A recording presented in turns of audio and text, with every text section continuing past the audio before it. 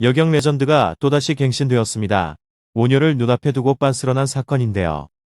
층간소음 문제로 여성 2명에게 흉기를 휘두르는 범인을 제압하지 않고 도망친 여성 경찰관에 대한 비난이 거세지고 있습니다.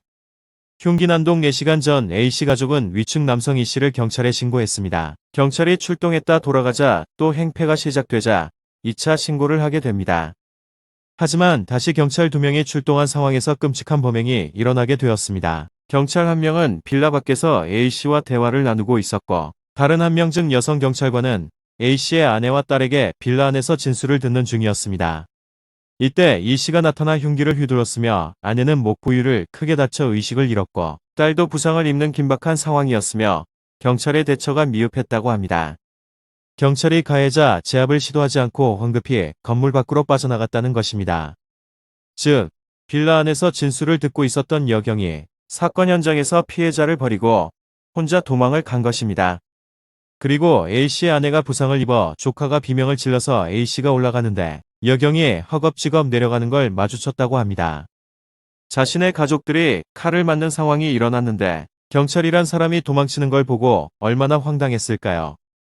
그런데 그 이후 경찰에 해명이 가관인 게 피해 가족에게 다행히 여경이 내려가서 신고가 빨랐기 때문에 구조가 빨라서 돌아가시지 않은 것만으로 위안을 삼으라는 망언을 일삼은 겁니다.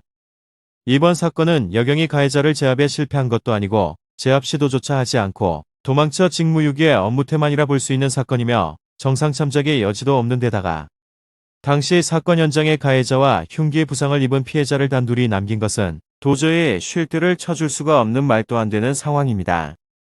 이 사건은 무능한 경찰 공무원의 실상을 제대로 보여준 사건이라 할 수 있으며 여경 무용론이 또다시 재점화되고 말았습니다.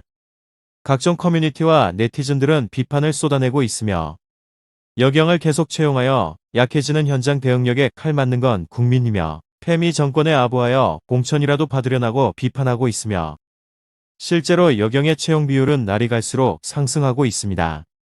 그러던 와중 한 커뮤니티에 이번 여경 사건에 대한 여경 반응이라는 게시글이 등장해 논란을 확산시키고 있는데요. 공개된 해당 게시글에는 체대 출신 동창 여경에게 이번 논란을 두고 내부 분위기가 어떤지 물었더니 동기들 있는 단체 대화방은 앞으로 현장 나가지 말라는 상부 지시 내려올 것 같아 축제 분위기라고 했다고 주장했다고 합니다. 현재 대한민국에겐 여경이 아닌 경찰이 필요하다고 생각합니다.